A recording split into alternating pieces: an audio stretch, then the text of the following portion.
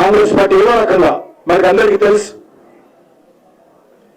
Congress party కానీ BRS party కానీ Majlis party గెలవాలనుకున్నటువంటి సీట్లలో ఒప్పందం అంటే మజ్లిస్ వ్యతిరేక ఓట్లను చూపించడమే. భారతీయ జనతా పార్టీకి లాభం చేకూరకుండా మజ్లిస్ వ్యతిరేక ఓట్లు చీల్చి మజ్లిస్ ని గెలిపించేటువంటి సానుకూలమైనటువంటి పరిస్థితి కల్పించేటువంటి ఒక దుర్మార్గపు ఎన్నికల ఒప్పందాలు మజ్లిస్ పార్టీ, అది కాంగ్రెస్ లో కానీ ఇప్పుడు గతంలో బీఆర్ఎస్ తో కానీ ఏర్పాటు చేస్తాం.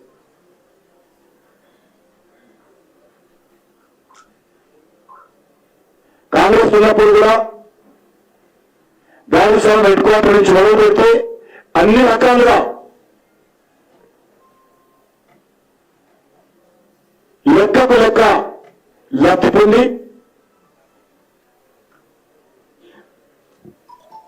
కాంగ్రెస్ పార్టీకి అనుకూలంగా వివరించింది.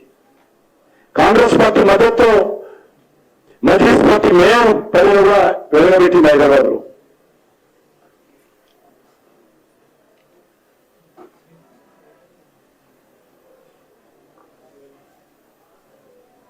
ఈరోజు మళ్ళీ కొత్త నాటకానికి పాత నాటకం అయిపోయింది. బీఆర్ఎస్ పార్టీ ఎంఐఎం పార్టీ నాటకం అయిపోయింది, ఎందుకంటే వాళ్ళ అధికారం లేదు. మరి ఇప్పుడు కొత్త నాటకానికి తరలిపోయింది. కాంగ్రెస్ పార్టీ బీఆర్ఎస్ పార్టీ తెలంగాణలో కొత్త నాటకం ప్రారంభిస్తున్నాం.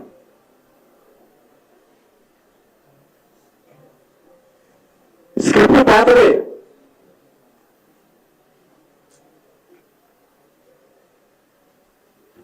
డైరెక్షన్ మారుంటుంది. కాంగ్రెస్ లో పాత్రదారులు మారుంటారు, కానీ స్క్రిప్ట్ పాతదే, స్టోరీ పాతదే.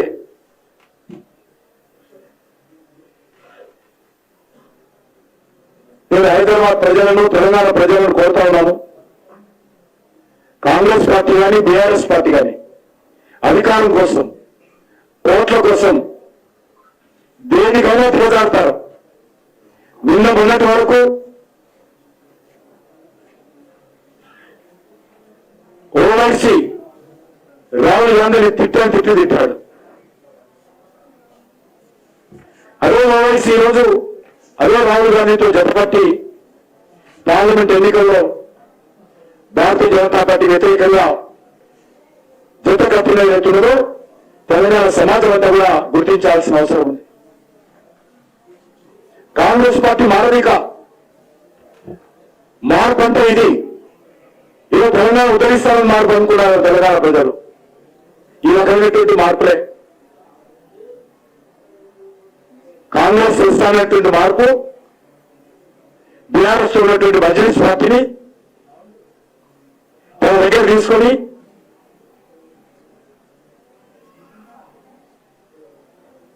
చేతులు కలిపి రాజకీయాలు చేయడమే మార్పు. ఎంఆర్ రవిజానికి, గుండాయిజానికి మద్దతు ఇవ్వడమే మార్పు. అంతే తప్ప తెలంగాణలో కాంగ్రెస్ పార్టీ ప్రభుత్వం ద్వారా ఏ రకమైనటువంటి మార్పు రాలా. బీఆర్ఎస్ ప్రభుత్వం ఏ రకంగా ఉందో ఈరోజు ఈ ప్రభుత్వం కూడా అదే విధంగా ఉంది. ఏ హామీలు అమలు చేయరు, ఎక్కడ కూడా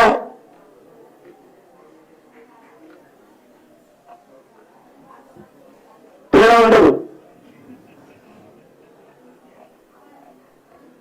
పేరుకేమో రెండు పార్టీలు శత్రువులుగా అనిపిస్తాయి, కానీ ఈ రెండు పార్టీలని ఒకే మాట ఒకే బాట. ఈ రెండు పార్టీలు కూడా మజ్లిస్ పార్టీకి కొమ్ము కాసే పార్టీలే. మేము అనేక రోజులుగా చెప్పాము, బీఆర్ఎస్ పార్టీ కానీ, కాంగ్రెస్ పార్టీ కానీ, ఎంఐఎం పార్టీ కానీ మూడు ఒకటే. ఈ మూడు పార్టీల DNA ఒకటే. ఈ మూడు పార్టీలు కూడా మెజార్టీ హిందువులను అవమానం చేసేటువంటి పార్టీలే. ఈ మూడు పార్టీలు కూడా ఓట్ల కోసం పగాకోర రాజకీయాలు చేసేటువంటి పార్టీలే. మూడు పార్టీలు ఒకే తాను ఒకరే. ఈ మూడు పార్టీలు కూడా కులాల లౌకికవాదం పేరుతో హిందూ వ్యతిరేక ద్వేషాన్ని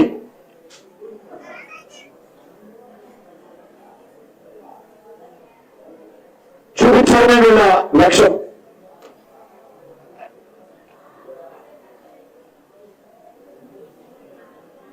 భాష విషయంలో కావచ్చు,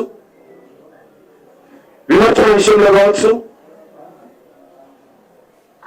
కుట్ర చేయడంలో విషయంలో కావచ్చు, ఎన్నికల పుత్తులు పెట్టుకోవడంలో కావచ్చు, ఈ మూడు పార్టీలు ఒకటే. ఎన్నికల హైదరాబాద్ డెవలప్మెంట్ కాలేదు. ఎంఐఎం పార్టీ ఎప్పుడు అధికార పార్టీలో ఉంటుంది. ఆ పార్టీ వాళ్ళకి అధికార పార్టీ ఎప్పుడు కూడా ఒకటే పార్టీ ఉంటుంది. ఏ పార్టీ అధికారంలో ఉంటే ఆ పార్టీ పక్కనే చేయడమే ఎంఐఎం పార్టీ లక్ష్యం. కాంగ్రెస్ పార్టీ ఉందని రోజులు కాంగ్రెస్ పక్కన చేయి గతంలో తెలంగాణ ఉద్యమాన్ని వ్యతిరేకించి తెలంగాణ రాష్ట్రం రావద్దని కోరి ఆ రోజు కాంగ్రెస్ పార్టీకి అనుకూలంగా ఉంది. టీఆర్ఎస్ పార్టీ అధికారంలో రాగానే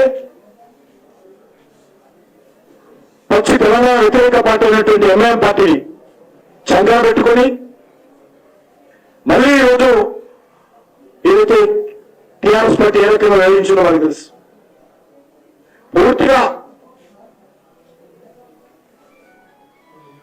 ఎవరితోనైనా కేసీఆర్ మాట్లాడాలంటే ఈ 10 సంవత్సరాలు ఓవైసీ బ్రదర్స్ తోటే.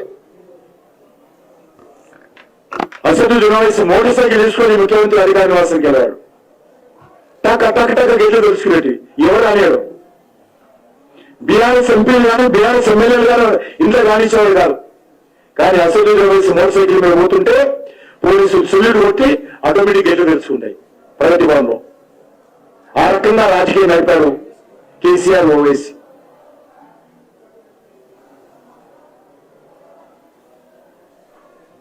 మరి ఈరోజు అదే పరిస్థితి కాంగ్రెస్ పార్టీకి వచ్చింది. మళ్ళీ అల్టిమేట్ గా నష్టపోయేది పాత నగర ప్రజలు. అది ముస్లింలు కానీ హిందువులు కానీ. హిందువుల మీద దాడులు,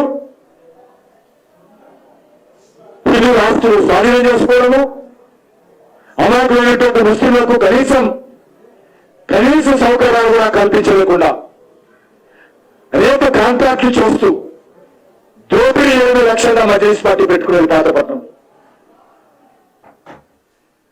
వేల కోట్ల రూపాయల ఆస్తులు సంపాదించారు ఓవైసీ కుటుంబం. బినామీ పేర్లతో అనేక మ్యారేజీలు కట్టారు.